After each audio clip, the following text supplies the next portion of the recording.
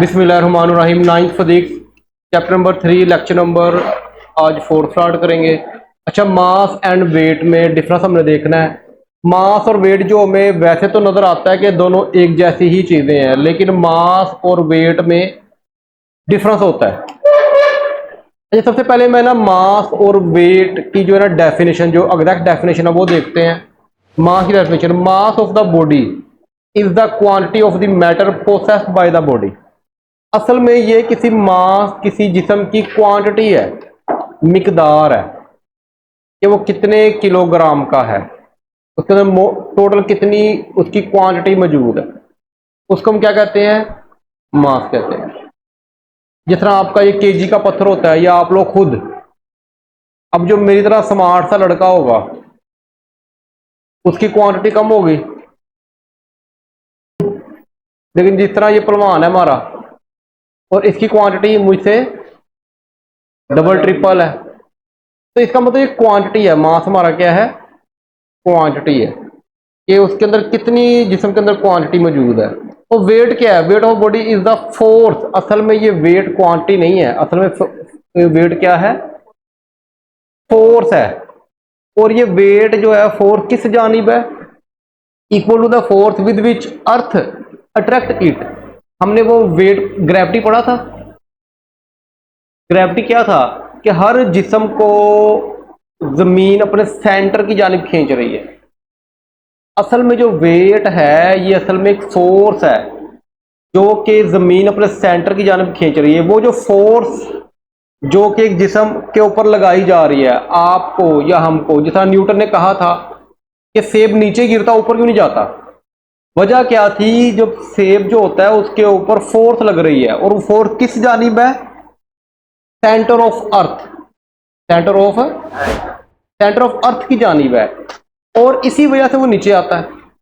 इसी वजह से वो एप्पल क्या होता है? नीचे आता है।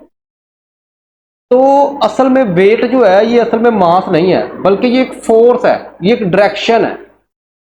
फोर्स की डायरेक्शन होती है ना, हमने पढ़ा था फोर्स की डायरेक्शन होती है, और वो किस जानिब है? Centre of earth. बात समझ में आई कि नहीं? असल में वेट हमारी क्या है? एक फोर्स है जो कि जमीन के सेंटर की जानिब है, और मास हमारा क्या है? Quantity processed bye a body. ये हमारी असल में क्वांटिटी है जो कि जिस्म के अंदर मौजूद होती है। क्लियर होगी बात यहां तक? जिस तरह ये देखो, अब ये जो वेट है, अब ये एप्पल है, एप्पल जो है वो जमीन के सेंटर की जानिब है, उसका वेट नीचे की जानिब है। अब देखो, मास में कुछ है ऐसा कोई नीचे की जानिब? मास में सिर्फ उसकी क्वांटिटी कितनी है, वो कितना भारी है, बस। डिफरेंस समझ में आ रहा है कि नहीं? तो ये इसकी मेन डेफिनेशन थी। अच्छा, नेक्स्ट दूसरा पॉइंट देखो, मास और वेट का जो सेकंड पॉइंट है उसके वो बता रहा है it is a scalar quantity. Mass की डायरेक्शन है? कोई डायरेक्शन नहीं। 2 किलो, 3 किलो, 4 किलो डायरेक्शन है कोई? नहीं है। जिस तरह ये अब केजी का एक पत्थर है, कोई डायरेक्शन नहीं है, लेकिन वेट हमारी एक स्केलर। अब देखो इसकी डायरेक्शन किस जानिब है? नीचे की जानिब, सेंटर ऑफ अर्थ की जानिब है, सेंटर ऑफ अर्थ की जानिब है। तो इसका मतलब आपका ये याद रखना है। अगर आपको स्केलर वेक्टर की एग्जांपल याद हो तो वहां पे मास और वेट भी आया था। उसने कहा था मास आपका स्केलर क्वांटिटी है और वेट आपका वेक्टर क्वांटिटी। याद आया कुछ कि नहीं? तो इसी वजह से कहता है कि वेट आपका क्या है? वेक्टर क्वांटिटी है। ये आपके सेंटर ऑफ अर्थ की जानिब इसकी डायरेक्शन होती है। क्लियर होगी बात यहां तक? थर्ड पॉइंट देखते हैं। अच्छा, ये देखो, ये मैंने थोड़ा सा आपको समझाने की कोशिश की है। अब जब आप स्पेस में जाते हो, स्पेस में ग्रेविटी होती है अर्थ की? नहीं होती। तो कोई भी जो जिस्म होता है वो, मैंने कहा था कि वो हवा में लटक जाता है। क्यों लटक जाता है? क्योंकि उसके ऊपर फोर्स ही कोई नहीं लग रही, वेट ही कोई अमल नहीं कर रहा, उसके ऊपर वेट ही कोई अमल नहीं कर रहा। मास और वेट का जो थर्ड पॉइंट है वो देखो, mass does not change with change of place. Mass जो होता है वो जब आप जगह चेंज करते हो तो आपका मास चेंज नहीं होता। मास केस में अगर आपका 3 किलो का पत्थर है तो कहीं पे भी ले जाओगे वो उसका मास 3 किलो ही रहेगा, उसका मास 3 किलो ही रहेगा, 2 किलो 3 जितना भी है। अच्छा अगर आप लोग देखो, आप लोगों का मैं कहता हूँ पहलवान है, पहलवान का मास है जी 90 kg, 90 kg, और मेरा मास लेट कर लो है कोई 65 kg, ठीक है। तो हमारा जो मास होगा वो कहीं पे जाके चेंज है, मास हमारा वही रहेगा। अच्छा अगर आपने, अच्छा आपने कोई बात हो ना जो पूछने वाली वो पूछा करो। अच्छा आपने कभी लिफ्ट के अंदर जब बैठे हो, बैठ नहीं खड़े रहना वहां पे, जब लिफ्ट में कभी आपने एक्सेलरेटर के ऊपर कभी गए हो आप लोग, एक्सेलरेटर जब नीचे से ऊपर जाती है तो आपका वेट ज्यादा हो जाता है, लेकिन जब एक्सेलरेटर ऊपर से नीचे आ रहा होता है लिफ्ट, तो आप खुद को हल्का फील करते हैं। कोई फील किया है? इसका मतलब आपका मास चेंज, सॉरी आपका वेट चेंज हो रहा होता है, क्योंकि जब वो आप ऊपर जा रहे होते हो वेट आपका ऑलरेडी जो जमीन के सेंटर की जानिब है।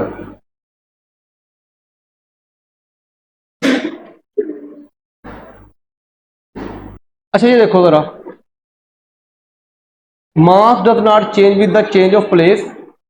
अच्छा वेट जो होगा ये चेंज होगा, depend upon the value of g, acceleration due to the gravity. अब देखो मैंने अभी आपको समझाया है, जब आप एक्सेलरेटर में आप लेट करो जितना आपका मास है, आपका मास लेट कर लो, पहलवान का मास है जी 90 kg, मेरा मास है 65 kg, मेरा मास चेंज नहीं होगा। लेकिन जैसे ही आप एक्सेलरेटर या लिफ्ट जिसे कहते हो उसको आप बैठते हो, अगर आप नीचे से ऊपर की जानिब जा रहे हो, तो कभी आपने फील किया कि आपके पाँव के ऊपर मास ज्यादा हो गया है, आपको कुछ चीज भारी फील हो रही है, इसका मतलब आपका वेट इंक्रीज हो जाता है उस वक्त।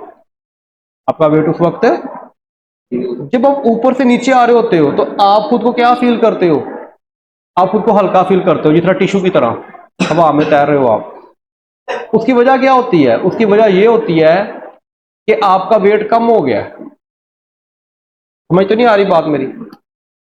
वेट जो होता है प्लेस टू प्लेस चेंज हो सकता है, वेट जो है प्लेस टू प्लेस, ठीक है। अगर आप जमीन पर चलो कुछ और है, लिफ्ट में कुछ और है आपका वेट, अगर आप चले जाओ खला में, ठीक है, खला में जब जाओगे तो आपका वेट लेस हो जाएगा, ठीक है, वहां पे आपको वेट ही नहीं होगा, आप हवा में उड़ते फिरोगे। इसका मतलब जमीन पे आपका वेट होगा लेकिन आपका मास चेंज नहीं होगा, मास आपका वही रहेगा। डिफरेंस समझ में आ रहा है कि नहीं? तो ये मास और वेट में डिफरेंस है। Mass place to place same रहता है, लेकिन weight place to place change हो जाता है, क्योंकि ग्रेविटी वहां पे जाके चेंज हो जाती है। जितना आपकी बहुत बुलंदी पे चले गए हो, खला में चले गए तो वेट आपका 0 हो जाता है। अच्छा नेक्स्ट पॉइंट आ गया हमारा 4 point, it is dotted by M, mass has no formula. इसको हम एम्फसाइज करते हैं उसका फार्मूला। और जो होता है आपका वेट को हम किससे जार करते हैं? डब्ल्यू से, और उसका फार्मूला पता है किसी को? फार्मूला वो यूनिट थे। अच्छा आपको फोर्स का फार्मूला याद है? M A. असल में वेट और फोर्स का फार्मूला सेम है। फोर्स होता है जब आप किसी चीज के ऊपर फोर्स लगा रहे हो, वो होती है। जब जमीन आपके ऊपर फोर्स लगा रही है तो वेट बन जाती है। जब जमीन आपके ऊपर, जमीन का सेंटर आपको अपनी जानब खींच रहा है, वो वेट है, वो होता है F equal to M A. अब यहाँ पे W equal to M A खत्म करके वहां पे क्या आ जाएगा? जी आ जाएगा। नहीं समझ आई बात?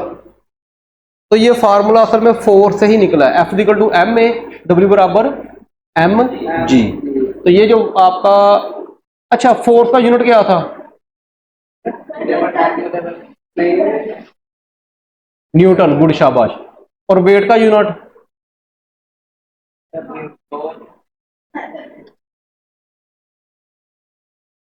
तो बेटा वेट उसका भी न्यूटन ही है, क्योंकि दोनों के फार्मूले सेम है। अब देखो ना यहाँ पे देखो, इसका यूनिट देखो, मास का यूनिट क्या होता है? किलोग्राम, और ग्रेविटी का मीटर पर सेकंड स्क्वायर। तो फोर्स में भी यही होता है, किलोग्राम मीटर पर सेकंड स्क्वायर। उसको भी न्यूटन कहा था, इसको हम क्या कहेंगे? न्यूटन ही कहेंगे। ठीक है, क्लियर होगी बात यहां तक? अच्छा फिफ्थ पॉइंट देखो इसका, मास और वेट का, ये फिर 4 आ गया।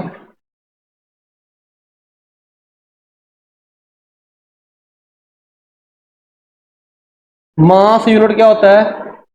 किलोग्राम। मास का यूनिट किलोग्राम होता है, लेकिन वेट का यूनिट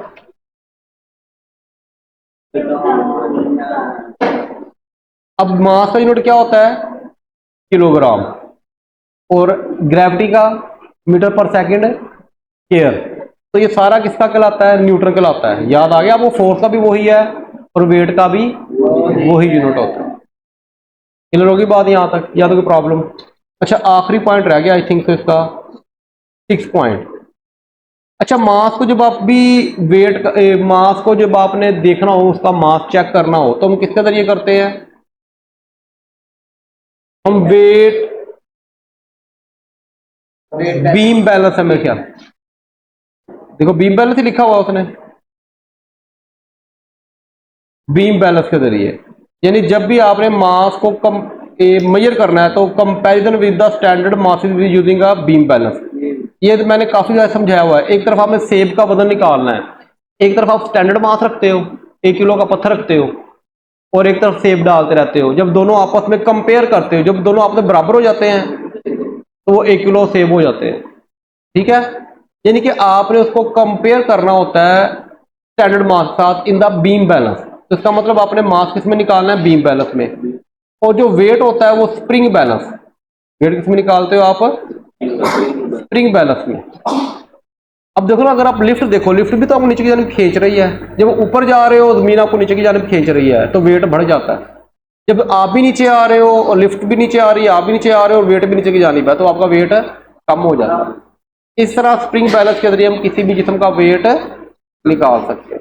अगर आप इस स्प्रिंग बैलेंस को आप लेके जाते हो, कोई चीज 10 ग्राम के साथ आपने अटैच की और लिफ्ट में लेके जाओगे, जब आप ऊपर जा रहे होगे, देखना उसका वेट जो होगा वो ज्यादा हो जाएगा, 10 की बजाय 15, 20, 25 आएगा।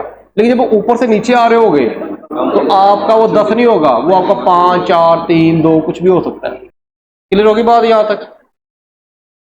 अब हर कोई मेरे जैसा तो नहीं ना कि 0 हो जाए उसका वेट। क्वेश्चन है ना, मास वेट डिफरेंस। ये बोर्ड में लॉन्ग भी आया हुआ है, और ये 2 साल पहले की बात है, ये लॉन्ग आया था, इसलिए मैंने इसको लॉन्ग के लिहाज से ही पॉइंट्स बना के 6 पॉइंट्स बनाए हैं। आपने कोई पॉइंट नहीं छोड़ना। बुक के अंदर जो है ना, सिंपल उन्होंने एक पैरा लिखा हुआ है बस। आपने ये थ्योरी को नोट कर लेना है। ये सारी मैंने बुक से ही ली है, और कोई एक्स्ट्रा चीजें हैं वो भी देख लेनी है। अगर आपको डिफरेंस आ भी जाए तो पहली डेफिनेशन है, 2-3 पॉइंट इसके लाजमी लिखने हैं आपने, 3 से 4 पॉइंट। पहली डेफिनेशन लाजमी लिखनी है, पहला पॉइंट। बाकी 2-3 पॉइंट अपने मर्जी से लिख लेने हैं। जगह चेंज होती है, ये लाजमी लिखो। किससे हम इसको मेजर करते हैं, ये लाजमी लिखो शार्ट के अंदर। यहां तो क्वेश्चन कोई प्रॉब्लम